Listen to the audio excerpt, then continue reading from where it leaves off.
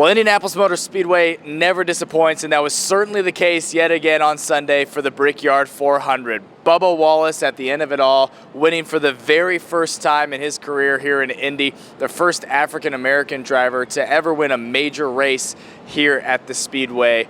Records broken, all that sort of stuff, the Brickyard 400. What a finish. I mean, my goodness. Bubba Wallace, not once but twice, fending off Kyle Larson on restarts. For the majority of this race, it was clean. Not a lot of cautions, couple lead changes, and then it kind of sifted out towards the end. It was clear it was going to come down to Bubba Watson and Kyle Larson. But let's take you to 6 laps to go. We thought this was going to be a photo finish. Then Mother Nature had other ideas. Rain came, and it was yellow, yellow, yellow. Then it was red, red, red. The pace car taking the whole field to pit lane, waiting out the rain. All told, about a half an hour wait before we started up again. An overtime finish, green, white, checkered. That's what we were staring down the barrel of here at Indianapolis Motor Speedway. Bubba Wallace fending off Kyle Larson, and then another caution. Zane Smith at the middle of several cars getting hit there with the other caution here in that first overtime. So another caution.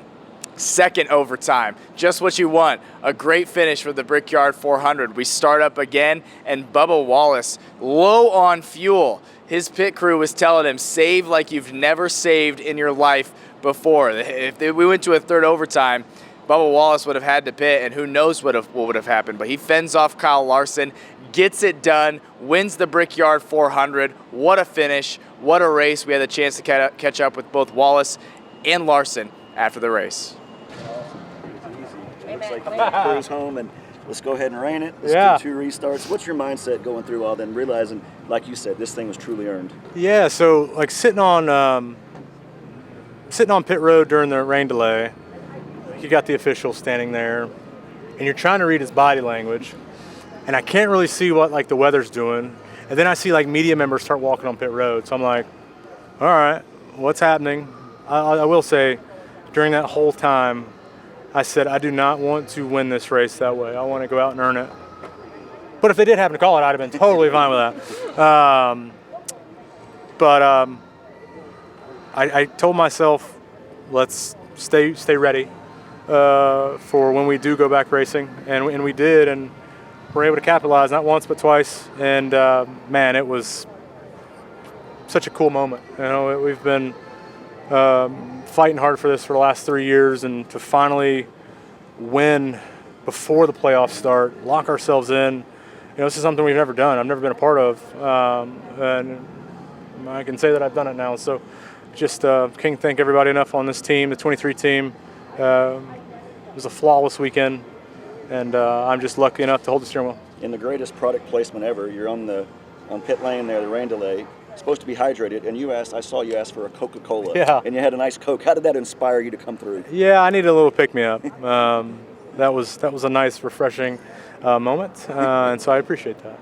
Bubba, what are the emotions like winning the Brickyard and getting to kiss those bricks? Yeah, it's super cool. You know, I'm not big on history. I'm not a history buff, and I understand that this is a crown jewel event, and that a lot of people have been working really hard to win this race.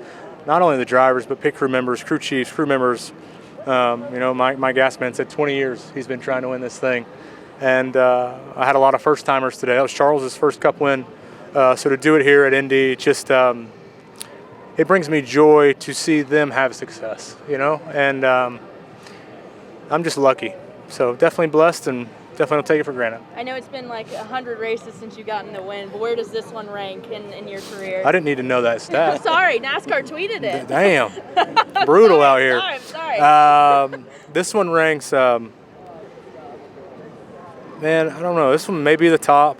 You know, winning Talladega under the circumstances we did, we capitalized on it. We won that one. The check said so. The winning the Kansas in the 45. Everybody said that was Kurt's car, Kurt's crew. So I'm just curious on why I won today. But I don't give a damn, because what did I just say I did? I won today. So there we go. When you think about, I know you say not much on history, but this is a question for our Mobile station, the history of the Alabama gang and so many proud race fans, to go out there and win one of these crown jewels and represent them. Yeah, it's awesome. I mean, it's tough for me because, look, I moved from Alabama when I was 2, right? I always ask people, what do you remember when you were 2? Nothing. But I still have some family ties down there, and I haven't been down there in a minute, but just awesome. You know, there's no other way to put it. I appreciate all the support, whether that's Charlotte, whether that's Mobile. It's just awesome to be where I'm at. Thanks, Cool. Bubba. Thank you, guys. I appreciate that. Had the pace just a little bit faster, and he took off in first. I took off in second. He almost got clear, but it allowed me to get a kind of side draft on him. The next restart, he brought the pace down a little slower, and we both launched in first, and I just stayed even with him, so I had no momentum. But it was going to be hard to beat him. I think that's about as good of a job as you could do from the front row outside that second to last restart. So it's just really hard to pass here, and especially on restarts, the leaders got the preferred lane, a lot like me last year. So, but we'll take our second and go on to next week, and hopefully we can keep another good run going. Just stone's throw from back to back. Just talk me through how that race ended and everything.